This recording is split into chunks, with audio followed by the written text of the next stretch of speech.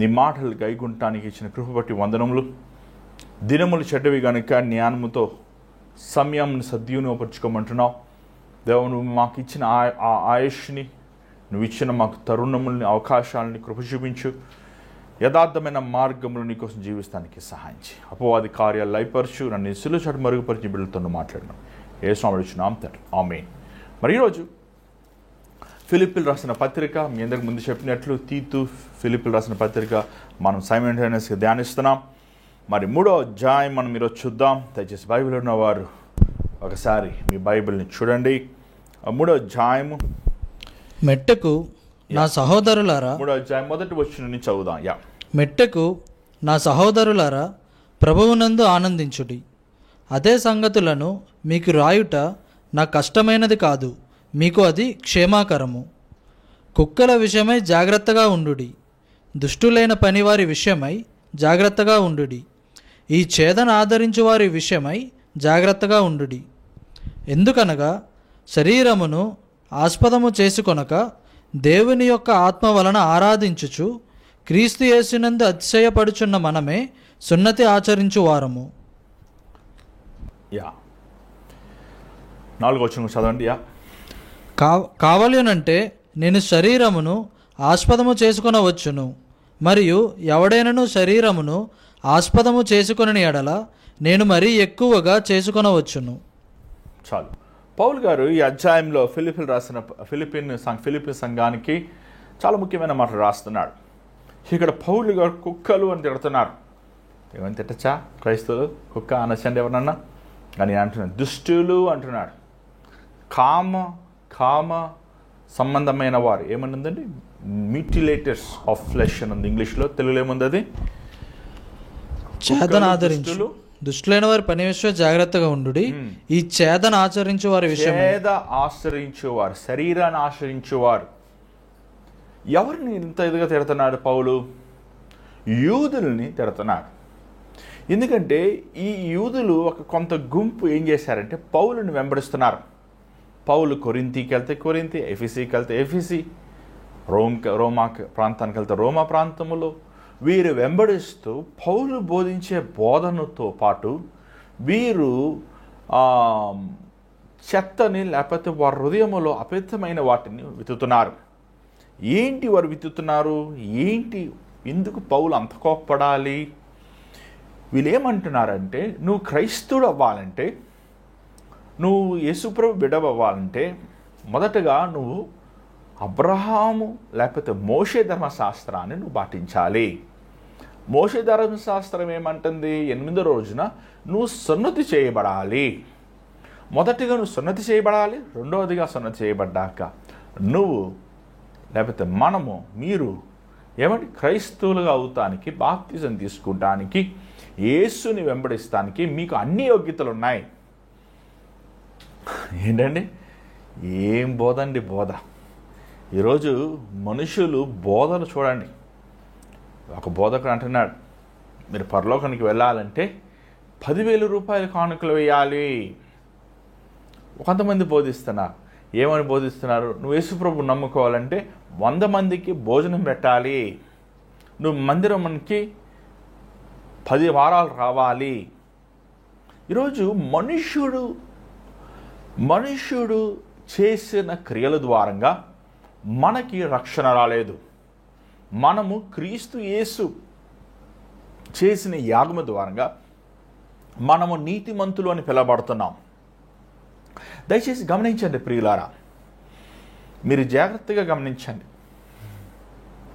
యేసు ప్రభు మన కోసము కల్వరి శిలువలో ఆయన రక్తముని చిందించి ఆ రక్తదారుల ద్వారంగా మనల్ని విమోచించాడు.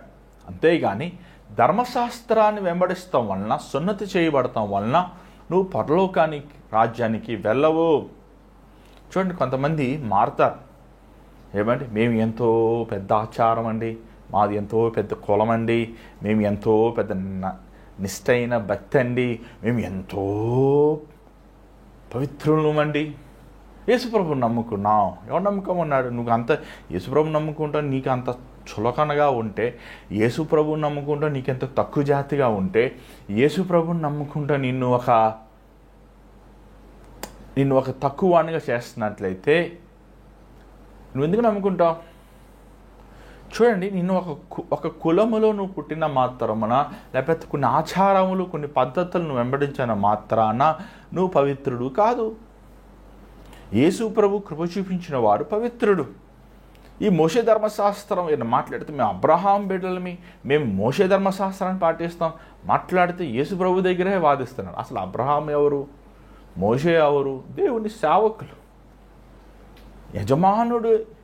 ఆయనే స్వయంగా వచ్చి వాక్యం బోధిస్తున్నప్పుడు మేము అబ్రహాం సంతతి, మాకు ఇచ్చిన మోషే ధర్మశాస్త్రము గొప్పది అని విర్రవిగుతున్నారు. కానీ యేసు ప్రభు వారిని ధర్మశాస్త్రము ద్వారా విమోచిస్తానికి ఇష్టపడలేదు, కానీ ఆయన రక్తము ద్వారా విమోచిస్తానికి ఇష్టపడ్డాడు. అందుకే అలాంటి వారిని కుక్కలు, దుష్టులు, దుర్మార్గులు, శరీర సంబంధమైన వారు. సున్నతి అనేది శారీరకమైనది. కానీ దేవుడు శారీరకమైన విషయాల గురించి మాట్లాడతాను రాలేదు, కానీ ఆత్మీయమైన విషయాల గురించి మాట్లాడతాను వచ్చాడు. నీ శరీరము మన్ను అయిపోతుంది, కానీ నీ ఆత్మ దేవుని ఎద్దుకు వెళ్తుంది. ఈరోజు చాలామంది భక్తిని శరీర రూపంలో శరీరీతిగా వెంబడించాలనుకుంటున్నారు. చూడండి, నీ శరీరము తొక్కబడాలి, వెర్రగొట్టబడాలి, హింసించబడాలి, సులువేయబడాలి. నువ్వు దేవుని నీ పూర్ణమైన హృదయముతో, నీ ఆత్మతో, నీ శక్తితో, నీ బలముతో నువ్వు దేవుణ్ణి ప్రేమించి అని ఉంది. ప్రేమ ఎక్కడుంది? ప్రేమ అనేది అది గుణం, అది ఆత్మ సంబంధమైనది. నీ మనస్సు, నీ హృదయము, నీ వాంఛ ప్రభువుని వెంబడించే రీతిగా నీ ఆత్మ ప్రభువుని వెంబడిస్తున్నాం, ఆటోమేటిక్ నీ దేహం కూడా దేవుని వెంబడిస్తుంది. మనం కొర్నేలియుని చూస్తున్నాం. పేతురు కొర్నేలి ఇంటికి వెళ్ళి వాక్యం చెప్పినప్పుడు పరిశుద్ధాత్ముడు దిగి వచ్చారు. వారు ఇంకా రక్షించబడలేదు. వారు హైందవులు, దేవుని ఎరగిన వారు, యూదుని సంతతి కాదు వారు.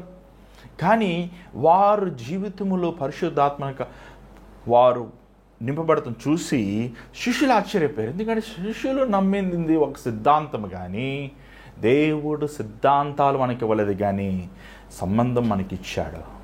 అనురాగములు. ఏమండి, నీకు నీ కుమారుడికి ఏ సంబంధం ఉంది? నీకు నీ కుమార్తెకి ఏ సిద్ధాంతాలు ఉన్నాయి? సిద్ధాంతాలు లేవు ఇక్కడ.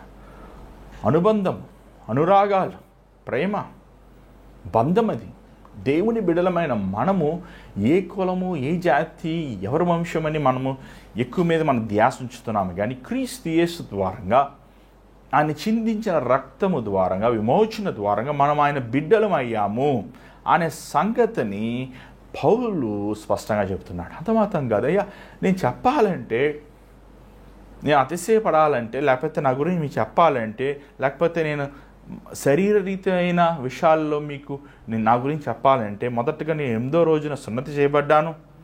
నేను ఇశ్రాయేలు జనాంగం, నేను బెంజమిన్ గోత్రం నుంచి వచ్చిన వాడిని, సౌలు గోత్రం నుంచి వచ్చిన వాడు. సౌలు ఎవరి గోత్రం అండి? బైబిల్లో ఉన్న సౌలు ఉన్నాడు కదా. ఏమండి, సౌలు, పౌలైన మారిన సౌలు కూడా బెంజమిన్ గోత్రం వచ్చిన వాడు, హిబ్రూడు. చిన్నప్పటి నుంచి తల్లిదండ్రులు హిబ్రూ, తండ్రి తల్లి ఏమండి ఇశ్రాయేలీలు, హిబ్రూ దేశస్థులు, హిబ్రూ భాష మాట్లాడేవారు, పవిత్రమైన వారు, నిష్టగా ఉండేవారు. చిన్నప్పటి నుంచి ధర్మశాస్త్రాన్ని పాటించేవాడు సౌలు. ఏమండి, బైబిల్లో ఒక గమనిస్తున్నాం, చూస్తున్నాం, చూసారా? యేసు ప్రభు దగ్గర వచ్చి ఒక మాట అడిగాడు. ప్రశ్న అడిగాడు. ఏమన్నాడు? నిత్య జీవంకి వెళ్ళాలంటే ఏం చేయాలి? 10 ఆజ్ఞలు పాటించు అన్నప్పుడు అన్నీ పాటిస్తానయ్యా అన్నాడు. అప్పుడు ఒక్కదు అందన్నాడు. నువ్వు ఉన్నది సమస్తం అమ్మి పేదలకు ఇచ్చి నన్ను వెంబడించి అన్నాడు. ఏమంటే అలాగా ఈ సౌలైన పౌలు చిన్నప్పటి నుంచి తను అన్ని రీతిగా, శారీరీతిగా ఇశ్రాయేలు వంశమైనప్పటికీ, అబ్రహాము సంతానం అయినప్పటికీ, బెంజమిన్ గోత్రం అయినప్పటికీ ధర్మశాస్త్రాన్ని పాటిస్తూ తనలో ధర్మశాస్త్రం ప్రకారము ఎలాంటి లోపము చేయకుండా పవిత్రంగా కాపాడుకున్నాడు. తను 630 ఆజ్ఞలు, మోషే ఇచ్చిన ఆజ్ఞలు అన్నీ వెంబడించాడు. ఎంత నిష్ట అంటే యేసుప్రభు శిష్యులు కూడా సిలువ వేస్తానికి, లేకపోతే మన హతం చేస్తానికి సిద్ధపడ్డాడు. మత వైరాగ్యంతో నింపబడి ఉన్నవాడు. కానీ ఆ దమస్కస్ రోడ్లో దేవుడు ప్రత్యక్షమై, నేనే నువ్వు సిలువ నువ్వు హింసిస్తున్న ప్రభువుని అన్నప్పుడు తను ఆ గుర్రములో నుంచి పడ్డాడండి. తన జీవితములో ధర్మశాస్త్రము ద్వారా కలగని సమాధానము, సంతోషము, నిరీక్షణ యేసుని చూసినప్పుడు తనకి కలిగింది. అందుకే పౌలు అంటూ ఏమన్నాడు, 7వ మాట చూడండి దయచేసి.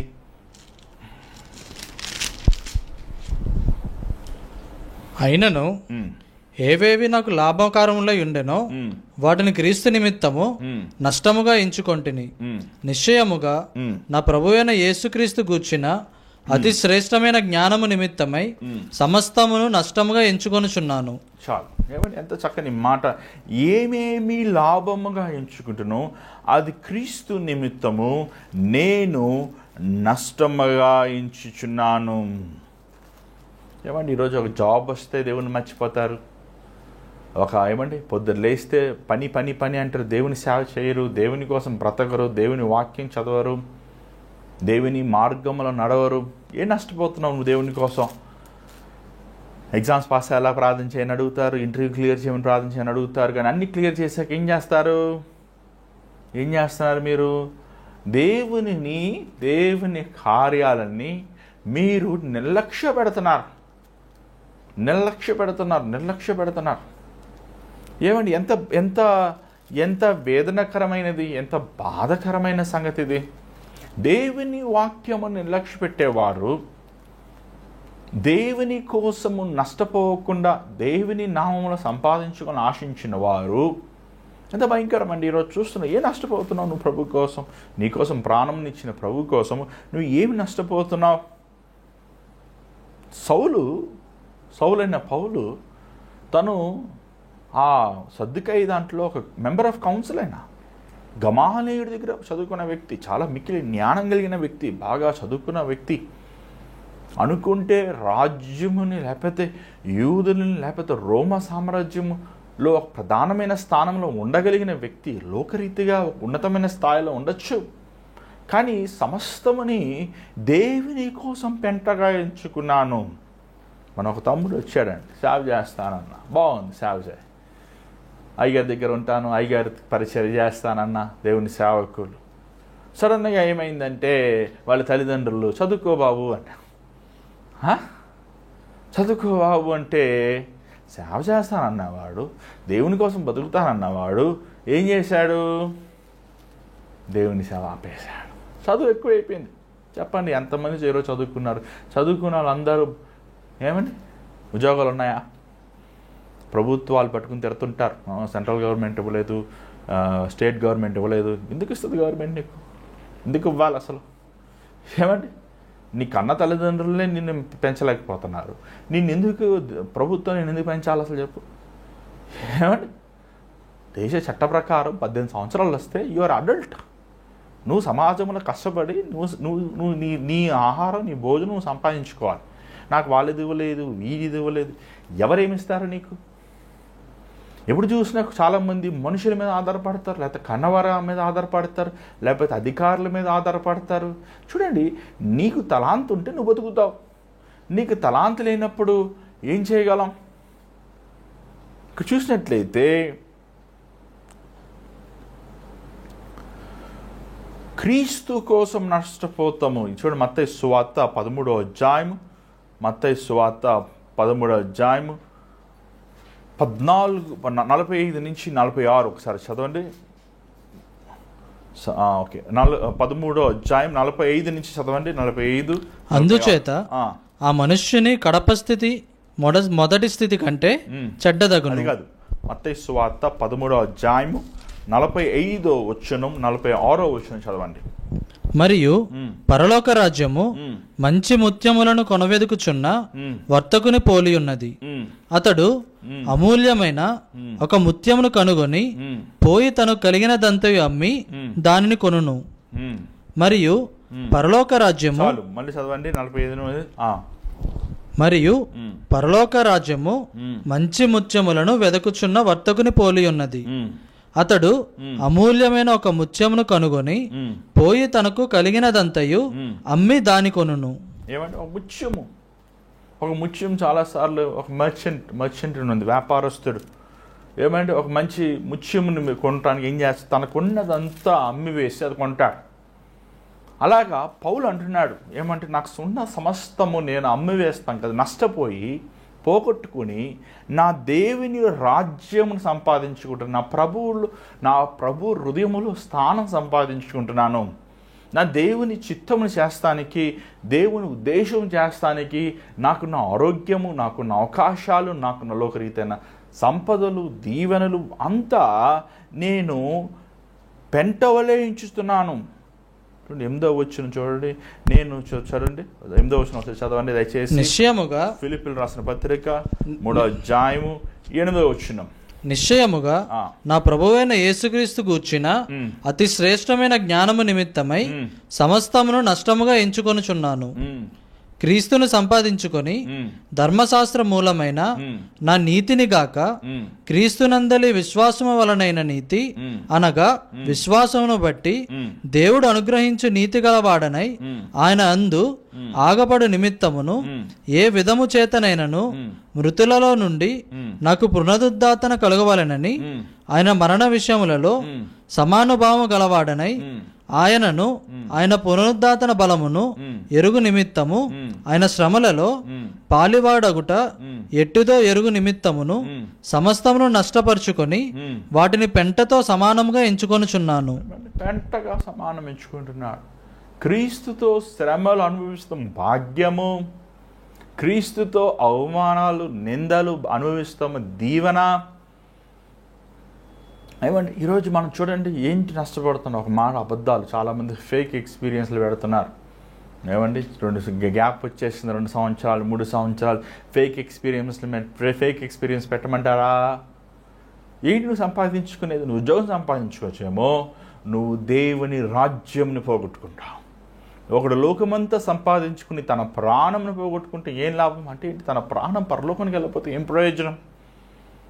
ఈరోజు మనము దేవుని కోసము ఈ లోకముని పెంటగా ఎంచుతున్నామా? ఈ లోకములో ఉన్న అధికారములు, ఈ లోకములో ఉన్న లోభము, ఈ లోకములో ఉన్న ఏమంటే సంపదలు, ఆస్తులు, పేరు ప్రఖ్యాతులు, ఈ లోకములో ఉన్న వాటివి మనము ఘనముగా ఎంచుతున్నామా? లేకపోతే దేవుని రాజ్యముని మనం ఘనంగా ఎంచుతున్నామా? దేవుని కోసం మనం యథార్థంగా ఉండాలని ఆశిస్తున్నాం. పరీక్షించుకోండి. క్రైస్తవత్వం అంటే మీరు అనుకున్నవి నెరవేర్తం కాదు. క్రైస్తవత్వం అంటే క్రీస్తు ఎలాగ మన కోసం సమస్తము త్యాగం చేశాడో మనము అలాగే సమస్తము ఆయన కోసము త్యాగం చేయాలి. అదే క్రైస్తవత్వం. ఏం త్యాగం చేస్తున్నావు చెప్పు? ఒక పూట అన్నం మానేస్తున్నావా? ఏమండి ఈరోజు ఈ అవర్ ఆఫ్ ప్రేయర్ కార్యక్రమాన్ని స్టార్ట్ చేసినప్పుడు ఇలా అనౌన్స్మెంట్స్ చేసాం. ఏమండి ఎలా ఉన్న ఎవరన్నా మీరు హైదరాబాద్ ప్రాంతంలో ఉంటే రండి, ఈ అవర్ ఆఫ్ ప్రేయర్ కార్యక్రమం సహాయం చేయండి అన్నప్పుడు కొందరు అడిగారు, ఏమండి మేము వచ్చి బైబిల్ చదివితే మీరేమన్నా మాకు పే చేస్తారా? ఏమండి అంటే బైబిల్ చదువుతాను కూడా పే చేయాలయ్యా? అవునండి, అన్నీ డబ్బులే. లైట్ పెడతానికి డబ్బులు, లైట్ ఆఫ్ చేస్తానికి డబ్బులు. సంఘంలో అన్ని జీతగాళ్ళే. దేవుని సేవ డబ్బుతో చేసేది కాదు, ప్రేమతో చేసేది. దేవుని సేవలో జీతాలు ఉండవు. ఏమంటే జీతాలు లేవు. ఎక్కడ జీతం అనే కాన్సెప్ట్ లేదు అక్కడ. యేసుప్రభు ఎక్కడ జీతాలు ఇవ్వలేదు. యేసుప్రభు శిష్యులకు జీతాలు ఇవ్వలేదు. పరిశుద్ధాత్మనిచ్చున్నాడు. ఆ పరిశుద్ధాత్ముడు వాళ్ళని ఏమని సర్వసత్యములో నడిపించాడు, వాళ్ళని బలపరిచాడు. లాభము చూసుకుని సేవ చేస్తాం, లాభము చూసుకొని ఏమండి సువార్తను ప్రకటిస్తాం, లాభం చూసుకుని సంఘమును కడతాం అనేది కాదండి. మనం గమనించాలి. ఈరోజు లాభరీతిగానేది ఉంటేనే చేస్తున్నారు. మన ఒక పాస్టర్ గారు అంటున్నారు మాట్లాడుతూ, ఏ పాస్టర్ గారండి మీరు ఆ ఛానల్లో టీవీ ప్రోగ్రామ్ ఇస్తున్నారంటే, లేదండి ఆ ఛానల్లో ప్రోగ్రామ్ ఇస్తే మనుషులు చూస్తున్నారు కానీ డబ్బులు పంపిస్తలేదు, ఫోన్లు చేసి భారాలు చెప్తున్నారు కానీ కానుకలు ఇవ్వలేదు, అందుకే ఆపేశాను. అదేంటిది? నీ ప్రార్థనలను అడుగుతున్నారంటే ఆ ప్రార్థన నువ్వు జవాబిస్తే దేవుడికి ఇవ్వడా డబ్బులు? చూసారా, లాభరీతిగా చేసేది కాదు. ఈ లోకంలో ఉన్న చదువులు, ఈ లోకంలో ఉన్న ఆస్తులు, ఉద్యోగాలు, ఈ లోకంలో ఉన్న హోదాలు ఏమంటే మనము పెంటగా ఎంచాలి. నువ్వు చనిపోతే నీతో పాటు నువ్వు చదువుకునే సర్టిఫికెట్లు, నీ బట్టలు, నీ వస్తువులన్నీ సమాచేస్తారు అనుకుంటున్నావా?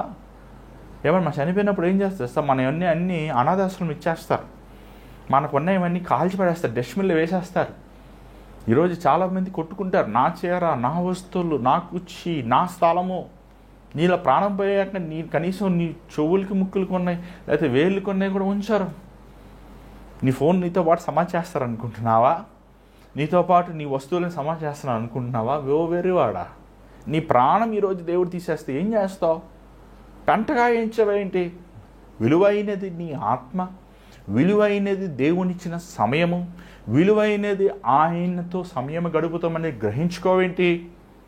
చూసినట్లయితే పౌలు అంటున్నాడు, మేము విశ్వాసము ద్వారంగా నీతిమంతులుగా అయ్యాము. క్రీస్తు యందు విశ్వాసము ద్వారా మమ్మల్ని నీతిమంతులు చేశాడు. ఆయనలో మేము శ్రమల్లో పాలు పొందినప్పుడు, ఆయనతో పాటు మేము మరణించినప్పుడు, ఆయనతో పాటు మేము పునరుద్ధానం అవుతాం. ఏమైనా ఇంగ్లీష్లో 2 వర్డ్స్ ఉన్నాయి, రిజరక్షన్, రెజర్యూటెడ్. రెజర్యూటెడ్ అంటే లాజరు తిరిగి లేపినప్పుడు తన మరల శరీరీతిగా లేపడ్డాడు. ఆ 12 సంవత్సరాల చిన్న పాప దేవుడు లేపినప్పుడు మరల ఉన్నత స్థితిలో లేచింది. ఆ యవనస్తులు లేపినప్పుడు ఉన్న శరీరం లేచాడు. కానీ రిజర్రెక్షన్, యేసు ప్రభు రెజర్యూటెడ్ కాదు, ఈజ్ రిజర్రెక్టెడ్. అంటే ఆయన మహిమ శరీరంలోకి నిరంతరమైన పరిశుద్ధమైన ఇటర్నల్ లైఫ్.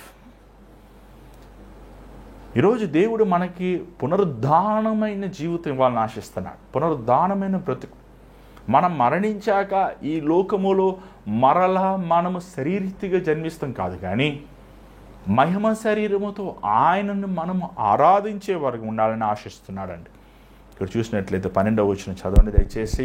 ఇది వరకే నేను గెలిచితినని అయినను, ఇది వరకే సంపూర్ణ సిద్ధి పొందితినని అయినను నేను అనుకోవటలేదు గాని, నేను దేని నిమిత్తము క్రీస్తు యేసు చేత పట్టబడితినో దాన్ని పట్టుకొనవలనని పరుగెత్తుచున్నాను. ఏంటి, ఎందుకు పట్టబడ్డాడు పౌలు? సౌలైన పౌలు ఎందుకు పట్టబడ్డాడు? అన్ని జనులకి, ఇశ్రాయేలీలకి, రాజులు ఎదుట తన సువార్త ప్రకటించబడాలి. క్రీస్తు కోసం ఎంత నిందలు బాధలు అనుభవించాలని తన పట్టబడ్డాడు. నువ్వు ఎందుకు పట్టబడ్డావు? ఎందుకు యేసుప్రభుని నమ్ముకున్నావు? ఎందుకు నువ్వు రక్షించబడ్డావు? ఎందుకు నువ్వు మారు మనసు పొందావు? ఉద్యోగం చేసుకొని, లేకపోతే మాసం కొరం చేసుకొని, లేకపోతే ఏమి ఇల్లు వాకిలు కట్టుకుంటాక దేవుడు నిన్ను చేశాడు? ఎందుకు చేశాడు నిన్ను దేవుడు? పౌలుని ఒక ఉద్దేశంతో దేవుడు చేశాడు. పౌలు ఆ ఉద్దేశాన్ని పట్టుకున్నాడు, ఆ ఉద్దేశం ప్రకారం తను పరిగెట్టాడు. నువ్వు ఏ ఉద్దేశంతో పరిగెడుతున్నావు? నువ్వు రక్షించబడ్డాను అంటున్నావు, నువ్వు మారు మనసు పొందాను అంటున్నావు, నేను దేవుని బిడ్డను అంటున్నావు, దేవుని కుమారుని అంటున్నావు, దేవుని కోసం బ్రతుకుతాన్ని తీర్మానం చేశావు. కానీ నువ్వు ఇప్పుడు ఏం చేస్తున్నావు? ఇప్పుడు ఎక్కడికి వెళ్తున్నావు? దేని వెంబట పరిగెడుతున్నావు? నువ్వు దేనిని పట్టుకున్నావు? ఐకిక విచారంలే కదా, ఇల్లులు, వాక్యులు, ఆస్తులు, ఉద్యోగాలు, ఆస్తుపాస్తులు. నీ మనసంతా దేహం మీదే కదా, తిండి మీదే కదా, నిద్ర మీదే కదా, ఐకిక విచారాల మీదే కదా. పౌలు అలాగ లేడే. పౌలు తన స్థితి, తన వస్త్రధారణ కానీ, తన చేతిలో ఉన్న తన భవిష్యత్తు గురించి కానీ, ఈ లోకంలో ఉన్న రీతిన భవిష్యత్తు గురించి తన జిగులు పడలేదే, తన ఆందోళన పడలేదే. దేవుడు నన్ను ఉద్దేశముతో పిలిచాడు. ఆ ఉద్దేశము నేను పట్టుకుని నేను పరిగెడుతున్నాడు. ఎట పరిగెడుతున్నాడు ఆయన? చూడండి ఎట్ట పరిగెడుతున్నాడు చూడండి దయచేసి. సహోదరులారా, నేను ఇదివరకే పట్టుకొని ఉన్నానని తలంచుకొనను, అయితే ఒకటి చేయుచున్నాను, వెనుక ఉన్నవి మరచి ముందున్న వాటి కొరకే వేగిరపడుచు క్రీస్తు యేసునందు దేవుని ఉన్నతమైన పిలుపునకు కలుగు బహుమానము పొందవలెనని గురు యొద్దకే పరిగెత్తుచున్నాను. ఎలా పరిగెడుతున్నాడు? ఏమండి, పరుగు పందులు చూసారు ఎప్పుడన్నా? ఒలింపిక్స్లో పరిగెడతారు. Ready, 1 2 3 fast పరిగెడతాడు. ఆ పరిగెత్తేవాడు ఏమండి, అయ్యా చూడయ్యా, ఈ కొత్త యాపిల్ వాచ్ వచ్చింది చూడు, ఆ కొత్త ఐఫోన్ వచ్చింది చూడు, ఆ కొత్త ఉద్యోగం వచ్చింది చూడు, కొత్త సినిమా వచ్చింది చూడు, ఆ కొత్త షేర్ చూడు, ఆ కొత్త నగలు చూడు, ఆ కొత్త ఇల్లు చూడు, ఇక చూడు అది చూడు, ఇది చూడు. డైవర్ట్ అవుతాడు? డైవర్ట్ అవ్వడు. ఆ క్రౌడ్లో వాడు ఎన్నెన్ని అరుస్తారు, కానీ వాడు పరిగెడతాడు. దేని మీద దృష్టిస్తాడు? ఏమంటే ఆ పందెం మీద, ఆ గమ్యం దగ్గర. ఆ గమ్యం దాటినంటే కప్పు ఉంటుంది అక్కడ. ఆ కప్పు ఫస్ట్ కొట్టాలి. నేను ఆ కప్పు ఎత్తుకోవాలి. దేవుడు నన్ను ఏ ఉద్దేశముతో పిలిచాడో నేను ఆ పరుగు పందులో నేను బహుమానం సంపాదించాలి. ఏదో పరిగెడతాం కాదు. చాలాసార్లు ఏమండి, పిల్లలకు పరిగెట్టినప్పుడు స్కూల్స్లో కాన్సలేషన్ ప్రైజెస్ అంటారు. అంటే ఆదరించే ప్రైజ్, పాపం వాళ్ళు 4వ, 5వ, 6వ వచ్చినప్పుడు ఏదో ఒక సర్టిఫికెట్ ఇచ్చి ఎంతో కొంత పాపం వాళ్ళకి చిన్న బహుమానం ఇస్తుంటారు. అలాంటి బహుమానం కాదు నాకు ఇచ్చేది. నాకు కొట్టాలి, ఫస్ట్ కొట్టాలి, నేను దేవుని రాజ్యములో ఘనంగా ఉండాలి, దేవుని చిత్తంను చేసేవాడిగా ఉండాలి, దేవుని రాజ్యములో దేవుని ద్వారంగా మెచ్చుకోవాలి నన్ను ప్రభువు. నువ్వు ఎక్కడ పరిగెడుతున్నావు? పొద్దులేసి ఆఫీస్ పరిగెడుతున్నావు, ఏమంటే ఫ్రెండ్స్ ఇంటికి పరిగెడుతున్నావు, ఉద్యోగాల మట్టి పరిగెడుతున్నావు, లోక కార్యాల మట్టి పరిగెడుతున్నావు, సాతాన్ కార్యాలు పరిగెడుతున్నావు. ఏంటి నీ గమ్యం ఏంటి? ఎక్కడికి పరిగెడుతున్నావు నువ్వు? ఏంటి నీ ఉద్దేశం ఏంటి?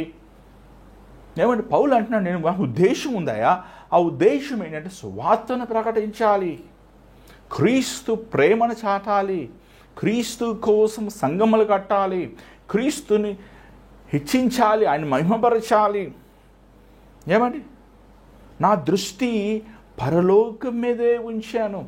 హెబ్రీయులకు రాసిన పత్రిక 12వ అధ్యాయం చూడండి ఒకసారి. హెబ్రీయులకు రాసిన పత్రిక 12వ అధ్యాయం మొదటి 2 వచనాలు చూద్దాం. ఇంత గొప్ప సాక్షి, హెబ్రీయులకు రాసిన పత్రిక 12వ అధ్యాయం మొదటి 2 వచనం, మొదటి 2 వచనం చదవండి. ఇంత గొప్ప సాక్షి సమూహము మేఘం వలె మనల్ని ఆవరించి ఉన్నందున మనము కూడా ప్రతి భారమును సులువుగా చిక్కులు పెట్టు పాపమును విడిచిపెట్టి విశ్వాసమునకు కర్తయు దానిని కొనసాగించువాడునై యేసువైపు చూచుచు మన ఎదుట ఉంచబడిన పందెములో ఓపికతో పరిగెత్తుదుము. పందెము ఓపికతో పరిగెట్టాలి. కాళ్ళు నొప్పులు వస్తున్నాయి, నిలబడిపోతే అలాగా, ఆకలి అవుతుంది నిలబడిపోతే అలాగా, నిద్ర వస్తుంది నిలబడిపోతే అలాగా, అలసిపోయాను నాకు ఓపిక లేదు, పరిగెట్టాలి. మీకు తెలుసా అండి, ఆ పరుగు పందులో ఆ లైన్ చేరలేని వారిని డిస్క్వాలిఫై చేస్తారు, పర్మనెంట్ డిస్క్వాలిఫై అయిపోతారు. వారు మరలా ఇంకొక అవకాశం ఇవ్వరు వాళ్ళకి. వాళ్ళు ఒలింపిక్ గేమ్స్ అవనమండి, వాళ్ళు ప్రైజ్ విన్ చేసినా విన్ చేయకపోయినా వారు ఆ లైన్ రీచ్ చేయాలి. తెలుసా మీకు అది? వాళ్ళ లైన్ రీచ్ చేయలేదంటే వారికి ఇంకొక గేమ్స్లో వారిని అలో చేయరండి. అలాగా ఏమండి, నీ దృష్టి యేసు మీద పెట్టుకొని ఓపికతో పరిగెట్టు. నీ భార్యని విసికించిన, నీ భర్తని విసికించిన, నీ బిడ్డలని విసికించిన, నీ మేనేజర్ని విసికించిన, పరిస్థితులు అల్లకూలం అయిపోయినా, మనుషులు తిరగబడినా, ఉద్యోగాలు పోయినా, జీవితం అర్థం కానప్పటికీ, ఏంటి జీవితం గమ్యం ఏంటి తెలియనప్పటికీ దేవుని వైపు, యేసు వైపు నీ గురించి 12:1 ఆ మాట చదవండి. Hindrance and the sins that so easily entangles. ఏమంటే పాపములు సులువైన పాపములను. చదవండి ఆ మాట ఒక లైన్. మనము కూడా ప్రతి భారమును సులువుగా చిక్కులు పెట్టు పాపమును విడిచిపెట్టి. సులువుగా చిక్కులు పెట్టే పాపం ఏంటండి? నేత్రాశ, జీవపు డమ్మం. ఏమండి సులువుగా చిక్కులు పెట్టి. జాన్ బెనియన్, పిలిగ్రిమ్స్ ప్రోగ్రెస్ మొదటి నోవెల్ రాసిన వ్యక్తి. ఆయన ఆ పుస్తకం రాస్తాడు, యాత్రికులను ప్రయాణికులను. తెలుగులో కూడా ఉంది, మీరు ఇది క్రిస్టియన్ బుక్ స్టాల్స్లో అవైలబుల్లో తీసుకొని చదవండి అలాంటివి. ఆ యాత్రికుడు ఒక ఆయన స్టార్ట్ అవుతాడు, నడుస్తాడు. బాగా ఆకలి అవుతుంది. ఆకలి అవుతుంటే ఆ ఎడమ వైపు చూస్తాడు. ఎడమ వైపు చూసిన వెంటనే ఎర్ర యాపిల్ పళ్ళు ఉంటాయి. ఆ ప్రయాణములో పరలోకానికి వెళ్తానని స్టార్ట్ అయిన ఆయన యాపిల్ పళ్ళు చూస్తుంటే ఏమేమి చేస్తాడు సార్? యాపిల్ పళ్ళు దగ్గరికి వెళ్ళి యాపిల్ తీద్దామని చెయ్యి పెడతాడు, పాము కాటేస్తుంది. అలాగే ఈరోజు చాలామంది నేను క్రీస్తు కోసం బ్రతుకుతా, నేను క్రీస్తు కోసం జీవిస్తా, నేను క్రీస్తు కోసం యథార్థంగా నేను చివరి శ్వాస వరకు నడుస్తాను అని తీర్మానం చేసి అనేక మంది ఆయన మార్గములో నుంచి తొలగిపోయి అపవాది మార్గమైన విశాలమైన మార్గములో వారు ప్రవేశించి వారి ఆత్మీయ జీవితాన్ని పాడు చేసుకుంటున్నారు.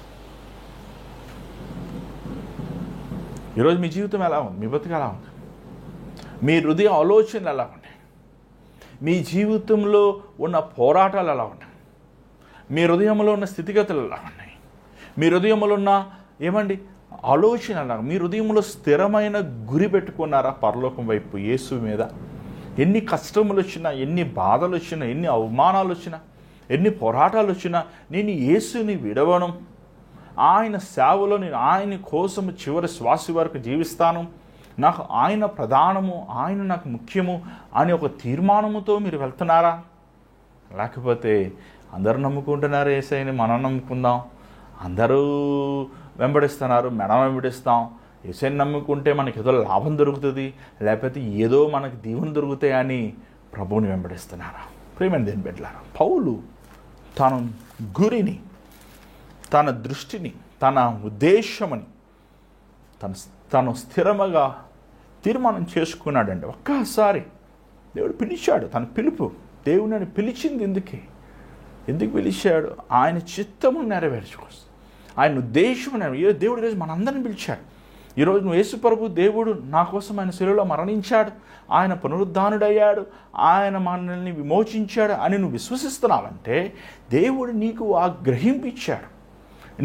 నీ మనోనేత్రముల మీద ఉన్న చీకటిని తొలగించి ఆయన కార్యములు గ్రహించుకుని కృప చూపించాడు. కానీ నువ్వు దానిని నిర్లక్ష్యం చేస్తావంటే, దేవుడిచ్చిన రక్షణను, సువార్తను నిర్లక్ష్యం చేస్తే అది బహుఘోరమని, బహు భయంకరమైన పాపం. ఈరోజు ఎంతోమంది దేవుని ద్వారా వెలిగించబడి, దేవుని ప్రేమను చూసి, దేవుని కోసం జీవిస్తానని తీర్మానం చేసుకొని, ఈరోజు ఎంతోమంది మరలా లోకములో ఉన్న కార్యాలకి బానిసలే. ఈరోజు నీ జీవితం దేవునికి ఈరోజు నీ హృదయం దేవునికి సమర్పించుకోవా. ఎంతకాలం మనసుతో ఉంటావు అంటే వెచ్చగానే ఉండు, లేకపోతే చల్లగానే అంటే దేవుని కోసమన్న బ్రతుకు, లేకపోతే నీ జీవితాన్ని ఇష్టానుసారం సాతాను మాటగానే లోబడు. అంతేగాని చంచలవాడగా చల్లారి నిలువెచ్చే స్థితిలో ఉంటే నువ్వు వేస్తానన్నాడు. ఈరోజు నీ జీవితంలో తీర్మానం చేయి ప్రియమైన దేవుని బిడ్డలారా. ఎంతకాలము నువ్వు రెండు మనసులతో, రెండు ఆలోచనలతో ఉంటావు? ఈరోజు నీ హృదయముని దేవునికి తేజస్థాల్లో ఉంచని ప్రార్థిద్దాం. పరిశుద్ధమైన తండ్రి దయగల ప్రభా, శరీరీతమైన వారంగా కాక ఆత్మ సంబంధమైన వారంగా ఉండటానికి సహాయం చేయి అయ్యా. సున్నత కార్యాలని, లేకపోతే సిద్ధాంతాలని, పద్ధతుల్ని, ఆచారాలను మేము వెంబడించేవాళ్ళం కాక అయ్యా, హృదయము సారమైన యథార్థమైన నీ పట్ల ప్రేమను, సమర్పణను, విధేయతను అయ్యా, త్యాగమును మేము నీ పట్ల కలిగి ఉండటానికి సహాయం చేయి. మా దృష్టి నీ వైపు పెట్టి, మా ఆశ, మా వాంఛ, మా మనసు నీ వైపు పెట్టి గమ్యముని చేరుకునేవారు సహాయం. పరుగు పందులో ఎలాగైనా పరిగెడుతున్నాడు, అలాగే నేను నీ రక్షణ మార్గములో దేవా, మా గమ్యముని మేము పరిగెత్తి నీ ఉన్న స్థలము మేము చేరుకునేవారు ఉండడానికి సహాయం చేయి. ఈ కార్యక్రమం చూసిన ప్రతి ఒక్క బిడ్డలను నువ్వు దీవించు, ఆశీర్వదించు, నిన్ను బలపరచు, స్థిరపరచు. నీ గొప్ప తలంపులు, ఆలోచనలు మా ఒక్కొక్కరి పట్ల నెరవేర్చు. మా దృష్టి ఎల్లప్పుడూ నీ మీదే ఉండడానికి సహాయం చేయి. మాలో ఉన్న లోపములు, మాలో ఉన్న అవిధేయతలు, మాలో ఉన్న తిరుగుబాటు సవం తీసి మమ్మల్ని బాగు చేయి, మమ్మల్ని క్షమించు. యేసునామములో అడుగుచున్నాం తండ్రి, ఆమేన్. ఈరోజు దేవుడు మీతో మాట్లాడటం మాకు తెలియపరచండి. మీ ప్రార్థన అవసరాలు మాకు పంపించండి. మీకోసం మేము ప్రార్థన చేయాలని ఆశిస్తున్నాం.